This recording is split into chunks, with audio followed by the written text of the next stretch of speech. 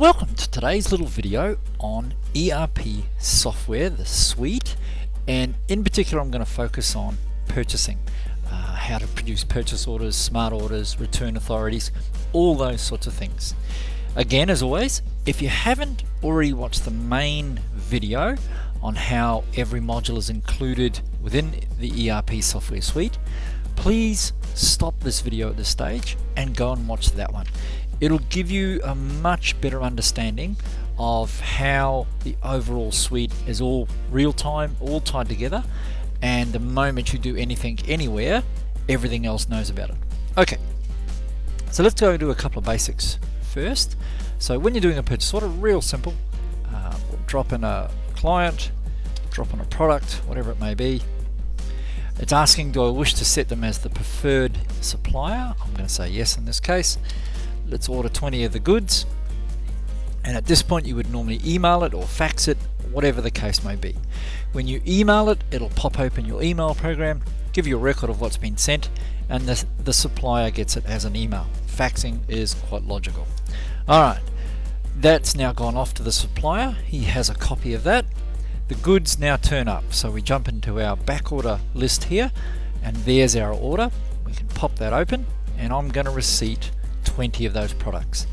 Now you can receipt these as what we call units of measure, i.e. it could be a carton, a pallet, a box, whatever you like, kilo, sheet, roll, really doesn't matter, but receipt of the goods as simple as that. It's now telling me that there are a number of clients of your customers who've been waiting on these goods to turn up. So do I wish to now ship those goods out to those clients? I would say yes.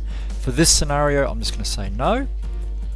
And what we end up with is when we look at our purchase order list, we can see our product receipts as a straight list here.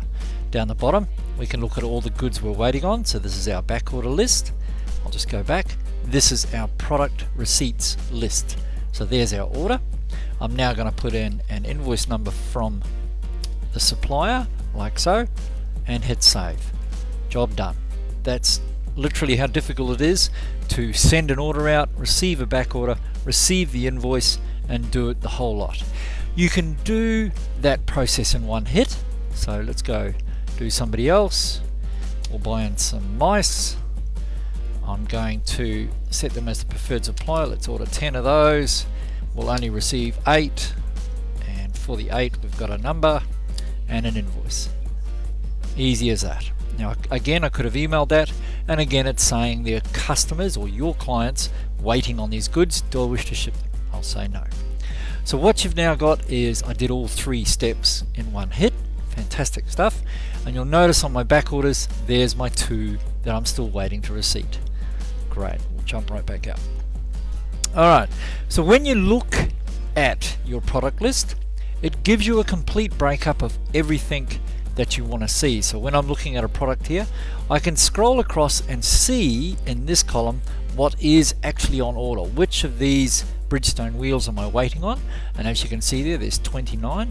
When I double click, it'll give me a product status of where or what status these goods are up to, where they're at.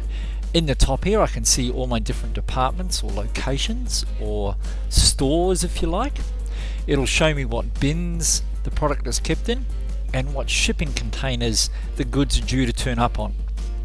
It'll also show my outstanding purchase orders, and again if I double click on these, I'll be able to zoom back to the original purchase order and the ETA date that I'm waiting on there. So there we go, just in my product status, and that allows me to go right back to that original order.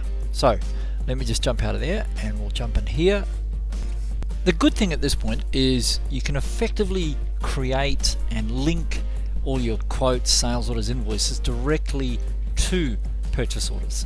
So let's say I drop in here and I pick a client.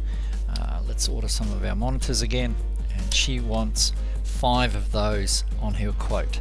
We're going to select a follow-up date, and I can go back to that quote at any point in time, like so, and I can then send this to what we call our smart order. So I'm just going to simply go copy to smart order. Do you wish to convert this? Yes. And yes, I wish to automatically create my purchase orders from my quote.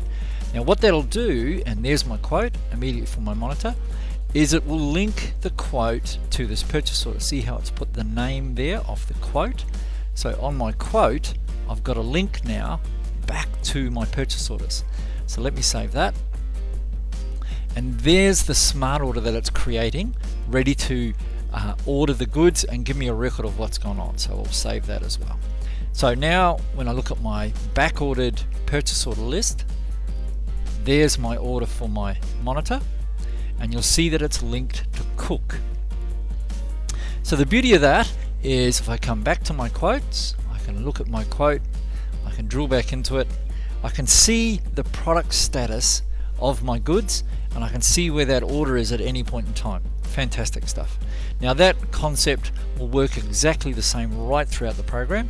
So again, if I do an invoice for that sort of thing, let's put one to here, to a monitor, 10 of those, 10. I save it. I'm going to proceed.